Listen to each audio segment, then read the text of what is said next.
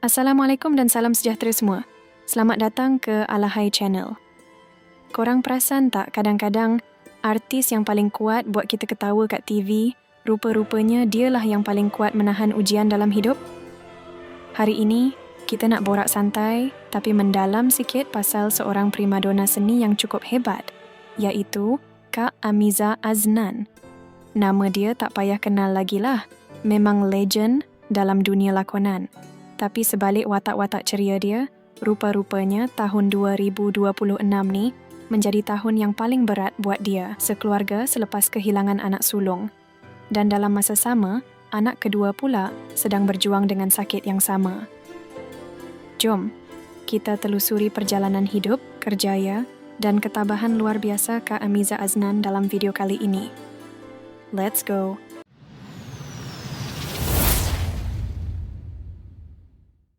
Dunia seni tanah air kita tidak akan lengkap tanpa kehadiran figura yang penuh dengan karisma dan tenaga seperti Amiza binti Aznan. Kalau kita petik sahaja nama dia, automatik memori kita akan terbayang gelagat dia yang cukup bersahaja, sama ada dalam drama berat yang menguras air mata, ataupun sitkom yang membuatkan kita tidak kering gusi. Namun, tahun 2026 ini bukan sahaja menjadi saksi kepada kematangan kerjaya dia yang sudah mencecah 3 dekad, tetapi juga menjadi saksi kepada satu episod duka yang paling menyayat hati buatnya sekeluarga. Lahir pada 18 Julai 1974 di bumi bersejarah Alor Gajah, Melaka, Amiza dibesarkan dalam suasana yang penuh dengan disiplin dan nilai kekeluargaan yang tinggi. Sebagai anak sulung, daripada 5 orang adik-beradik, dia memikul tanggungjawab besar sejak kecil lagi.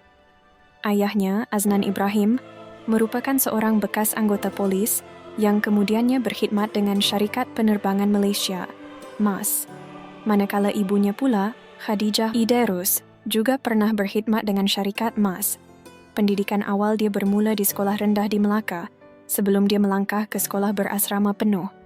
Di situlah benih seni mula bercambah. Dia bukan sekadar pelajar yang fokus pada buku, tetapi juga merupakan bintang dalam setiap aktiviti persembahan sekolah.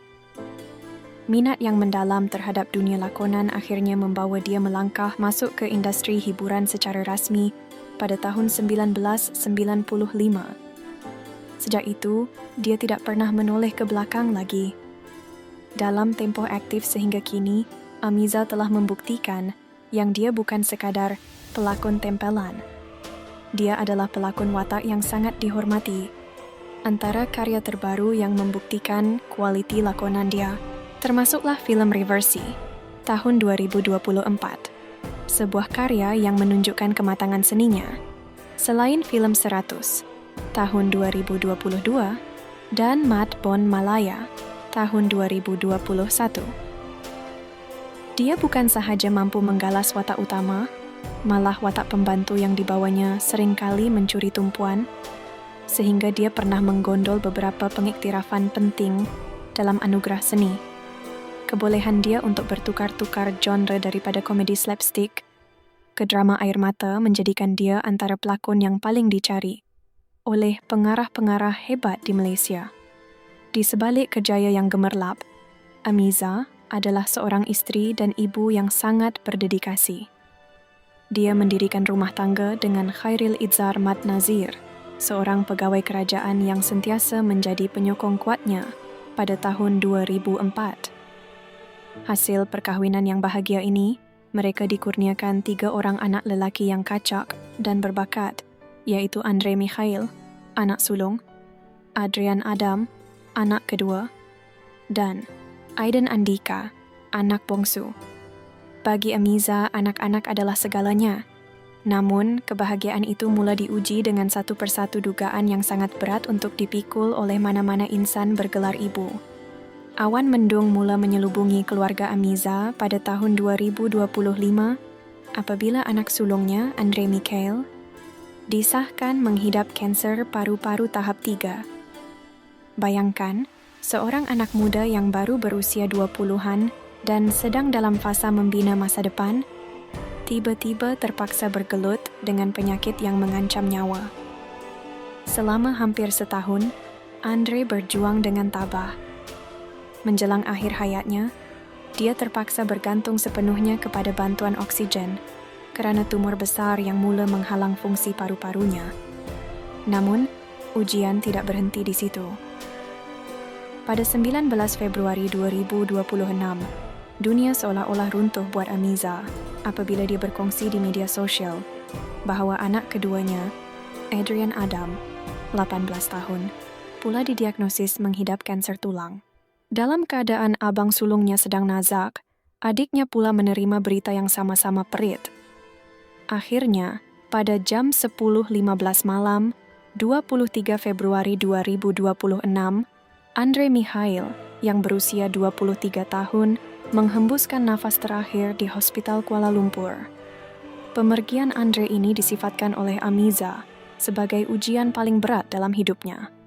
Pada 24 Februari, jenazah selamat dikebumikan di Tanah Perkuburan Islam UK Perdana Ampang dalam suasana pilu yang dihadiri kira-kira 300 orang kenalan dan rakan artis yang turut merasai kesedihan itu.